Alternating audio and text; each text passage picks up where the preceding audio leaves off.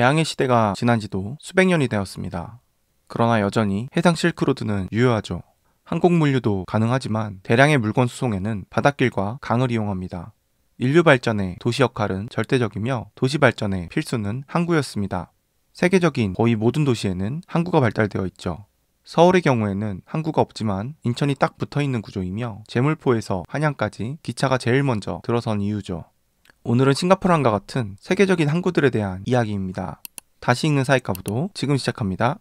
싱가포르 항구는 해상무역 선박을 처리하는 시설과 터미널로 2015년부터 세계 최고의 해양 수도로 선정되어 왔습니다. 현재 총 운송 톤수 측면에서 세계에서 두 번째로 붐비는 항구이며 5분의 1을 환적하며 세계 선적 컨테이너의 전 세계 연간 원유 공급량의 절반, 그리고 세계에서 가장 붐비는 환적 항구입니다. 2005년에 처리한 총 톤수는 11억 5천만 개입니다. 화물 톤수 측면에서 싱가포르는 4억 2,300만 톤의 화물을 처리합니다. 전략적 위치 때문에 싱가포르는 적어도 2세기 동안 중요한 무역기지였습니다. 항구는 천연자원을 수입하고 싱가포르 내에서 정제되고 가공된 제품들, 예를 들어 웨이퍼 제작이나 부가가치 창출을 위한 석유 정제 후 제품을 재수출하는 역할을 하며, 또한 세계에서 가장 큰 벙커링 항구입니다. 인도양과 태평양 사이를 통과하는 대부분의 선박은 싱가포르 해협을 통과합니다. 1819년 영국 식민지 관리인 스탠포드 래플스는 케펠 항구에 깊고 보호된 바다에 국제무역 항구를 설립합니다. 동남아시아 무역상들이 번거로운 제한이 있는 다른 주요 지역 항구보다 싱가포르 자유항을 선호했기 때문입니다. 케펠 항구는 현재 3개의 컨테이너 터미널의 본거지이며, 다른 터미널은 북쪽의 샌바항뿐만 아니라 주롱과 파시르 판장에도 건설되어 있습니다. 1990년대에 항구는 더욱 유명해져 요코하마를 추월했고 결국 운송 톤수 측면에서 가장 붐비는 항구가 됩니다. 싱가포르는 중국 해안에서 인도의 남쪽 끝 몬바사까지 홍해를 거쳐 수에즈 운하를 거쳐 지중해까지 중부 유럽과 북해로 철도로 연결된 북부 이탈리아 허브 트리에스테의 아드리아해 상류 지역으로 이어지는 해상 실크로드의 일부가 됩니다. 빅토리아 하버는 남쪽의 홍콩섬과 북쪽의 구룡반도를 구분하는 홍콩의 자연지형의 항구입니다. 2016년에 약 1980만 개의 컨테이너가 이곳에서 처리되었습니다. 매주 약 400척의 컨테이너 선박이 이 홍콩 빅토리아항에서 선적하여 전 세계 500개 이상의 목적지로 연결됩니다. 2004년까지 수년간 홍콩은 가장 많은 컨테이너 TEU를 처리했지만 2016년까지 물량 감소가 이어지며 6위로 하락합니다. 로테르담 항구는 유럽에서 가장 큰 항구이며 네덜란드 남홀란드주에 위치한 아시아 이외의 세계에서 가장 큰 항구입니다. 1962년부터 2004년까지 연간 화물 톤수로 세계에서 가장 붐비는 항구였습니다. 로테르담 항구는 40km에 걸쳐 뻗어 있습니다. 항구는 유럽 대륙과 세계의 다른 지역 사이에 벌크 및 기타 물품 운송을 위한 중요한 환승지입니다. 대형 정유 공장이 도시의 서쪽에 위치해 있습니다. 로테르담 항구에서 가장 중요한 것은 석유화 산업과 일반 화물 환적 처리입니다. 로테르담에서 물품은 배, 강, 바지선, 기차 또는 도로로 육지 각지로 운송됩니다. 로테르담에서 독일까지 가는 고속화물 철도인 베투에르트는 2007년에 네덜란드 부분이 개통합니다. 마스강과 라인강은 범유럽 내륙으로의 훌륭한 접근성을 제공합니다. 로테르담 항구와 그 주변 지역은 북해의 폭풍의 일에 취약해 델타웍스 계획의 일환으로 메슬란트 캐링 홍수 장벽이 1997년 건설되었습니다. 앤트워프 항구는 유럽 중심부에 있는 항구로 케이프 크기의 선박이 접근할 수 있으며 로테르담 다음으로 유럽에서 두 번째로 큰 항구입니다. 함부르크 항구와 마찬가지로 앤트워프 항구의 내륙 위치는 대부분의 북해 항구보다 유럽에서 더 중심적인 위치를 제공합니다. 앤트워프의 부두는 철도, 도로, 강 및 운하수로로 내륙과 연결되어 있습니다. 그 결과 앤트워프 항구는 유럽에서 가장 큰 항구 중 하나가 되었으며 2012년 14,000척의 해상 무역선, 57,000척의 내륙 바지선이 이용했으며 800개의 해상 목적지에 전기선이 운항됩니다.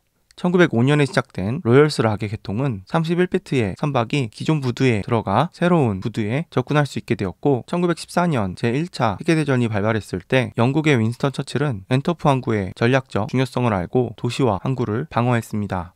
북쪽 부두는 네덜란드 국경에 닿아 있고 왼쪽 두 개는 벨기에가 도르강크 부두에 하류에는 원자력 발전소가 있습니다. 클랑 항구는 말라카 해협에 있는 말레이시아의 항구입니다. 제1차, 제2차 세계대전 사이에 항구는 많은 성장과 확장을 했고 1940년에 톤수가 55만 톤으로 증가했을 때 정점을 찍었습니다. 항구는 점점 더 중요해지는 두 가지 수출품인 파뮤와 라텍스를 더 많이 취급하기 위해 남쪽으로 확장했습니다. 수입도 엄청나게 증가했고 항구에서 처리되는 화물의 톤수는 전쟁 전의 예상치를 훨씬 초과했습니다. 1972년 툰 압둘라자크 총리는 컨테이너 터미널 개방을 선언했고 1974년 벌크 화물을 위한 7개의 선착장 건설이 시작되어 1982년 노스포트의 액체 벌크 터미널 건설이 완료되었습니다. 세계 최고의 금속 거래소인 LME의 알루미늄 보유지이며 LME는 항구가 지난 몇 년 동안 LME 알루미늄 저장 전쟁의 중심부를 차지했으며 91만 톤의 등록 재고와 43만 톤의 그림자 재고가 현재에도 보관되어 있습니다. 1993년 정부 지침에 따라 포트클랑은 국가 화물센터로 개발되었고 전 세계 500개 이상의 항구와 거래하고 있습니다. 로스앤젤레스 항구는 69km의 해안가에 산페드로 베이에 위치해 있으며 롱비치 항구와 인접해 있습니다. 시내에서 남쪽으로 약 20마일 떨어져 있습니다. 항구는 25개의 화물터미널, 82대의 컨테이너 크레인, 8개의 컨테이너 터미널, 그리고 113마일의 선창 철도가 있습니다. 1963년 빈센트 토마스 다리가 개통하며 터미널 아일랜드로의 접근성이 크게 개선되었고 교통량 증가와 항구의 추가 확장이 이어집니다. 1985년 항구는 처음으로 1년에 100만 개의 컨테이너를 처리했습니다. 2013년까지 매달 50만 개 이상의 컨테이너가 항구를 통해 이동하여 항구의 컨테이너 수량은 2019년에 930만 20피트 상당 단위로 2016년 기록적인 880만 TEU보다 5.5% 증가했고 서반구 항구 중에서 매년 가장 많은 화물을 운반합니다. 이 항구는 컨테이너양 기준으로 미국에서 가장 붐비는 항구이며 이웃한 롱비치 항구와 합하면 전 세계에서 10번째로 붐비는 항구입니다. 2019년 한 해에 가장 많이 수입된 상품 유형은 가구, 자동차 부품, 의류, 전자제품이었습니다. 항구의 주요 수출품은 놀랍게도 폐지, 애완동물 및 동물 사료, 고철 및 대두였고요. 2019년 항구의 최고 무역 파트너는 홍콩을 포함한 중국, 일본, 베트남, 한국, 대만 순이었습니다. 2011년까지 어떤 미국 항구도 PS급 엠마 머스크와 머스크 트리플 2급 크기의 선박을 처리할 수 없었고 23렬에 달하는 크레인이 필요했고 2012년 항구와 미국 육군 공병대는 항구의 주요 항로를 53피트로 깊게 했으며 이는 세계에서 가장 큰 컨테이너선을 수용할 수 있을 만큼 충분히 깊습니다. 2024년에 항구는 최대 18,000 TEU 선박이 정박할 수 있는 세대의 크레인이 있습니다. 일본의 주요 항구로는 도쿄항, 요코하마항, 나고야항, 오사카항, 고베항, 가와사키항 등이 있으며 도쿄항은 일본 최대의 항구 중 하나이자 태평양 분지에서 가장 큰 항구 중 하나이며 연간 약 1억 톤의 화물과 50만 개의 20피트 상단 단위 물량을 가지고 있습니다.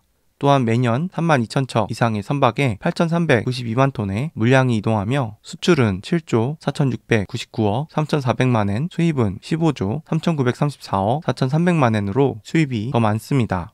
수출 주요 국가 지역은 미국, 홍콩을 포함한 중국, 베트남, 대만, 태국 순이며 수입 주요 국가 지역은 홍콩을 포함한 중국, 미국, 베트남, 태국, 한국 순입니다. 주요 수출입 품목은 산업기계, 각종 화학공업품, 재사용자재, 자동차 부품, 전기기계이며 수입은 의류, 전기기계, 제조식품, 화학공업품, 가구장비품 등이었습니다. 요코하마항은 1859년 공식적으로 대외무역을 개방해 메이지와 다이쇼 시대를 거쳐 수출과 수입의 중심지로 빠르게 발전합니다. 요코하마항에는 10개의 주요 부두가 있습니다. 홍모쿠 부두는 14개의 컨테이너 정박지를 포함한 24개의 정박지를 갖춘 항구 핵심 시설입니다. 미나미 혼모쿠에는 22개의 컨테이너 라인을 위한 6개의 메가 컨테이너 크레인을 갖추었습니다. 2013년 요코하마 항구는 37,000척의 선박이 이용했고 2억 7천만 7천 톤의 화물과 288만 8천 개의 TEU 컨테이너를 처리했습니다. 미주오 부두의 7개의 정박지는 일본 미군이 사용합니다. 나고야항은 일본 최대급의 항만으로 임항지구의 면적은 일본 최대입니다. 2022년 현재 총 취급 화물량은 2002년부터 21년 연속, 대외무역 취급 화물량은 2000년부터 23년 연속, 자동차 수출 대수는 1979년부터 44년 연속으로 일본 제1이며 2023년 무역액은 총액 수입액으로는 도쿄항에 이어 2위이지만 수출액은 공항을 포함해 1위로 나리타 국제공항과 도쿄항을 상회합니다. 자동차 산업을 중심으로 한 일본 최대의 공업지역인 중경 공업지대를 배경으로 하기 때문입니다. 입항 선박수는 외항은 6,812척, 내항은 2791척이며 취급 화물량은 대외무역은 1억 876만 톤이며 내무역은 8,481만 톤입니다. 무역액은 수출은 15조엔이며 수입은 7조엔, 수출은 완성자동차, 자동차 부품, 산업기계이며 수입은 액화천연가스, 원유, 철강석입니다. 고배항은 에도 막부 말기인 1868년 개항했습니다.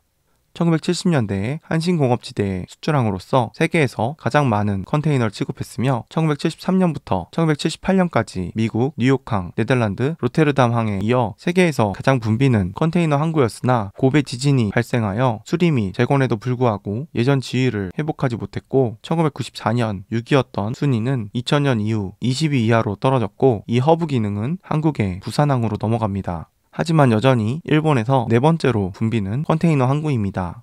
컨테이너는 배의 크기, 기차의 형태, 트럭의 모양에 기준이 됩니다. 많은 것들이 이 컨테이너에 실려 전 세계로 운반되며 이것은 물품들의 기준이 되었죠. 한국은 미국, 일본, 베트남, 대만, 호주, 홍콩, 독일, 싱가포르, 말레이시아 등 앞에 나열된 모든 항구를 통해 교육하고 있습니다. 또한 우리에게는 최고의 항구 중 하나인 부산이 있죠. 항구의 입지는 바다의 주변이며 농사를 짓기에도 어업에도 좋은 편은 아니었으나 무역선의 등장으로 정박의 중요성이 높아졌고 항구는 농경사회에서 상업사회로 가는 지점이자 재화의 풍요를 상징하기도 합니다. 오늘은 세계적인 무역항들에 대해서 알아봤습니다. 좋아요와 구독, 알림 설정 부탁드립니다. 감사합니다.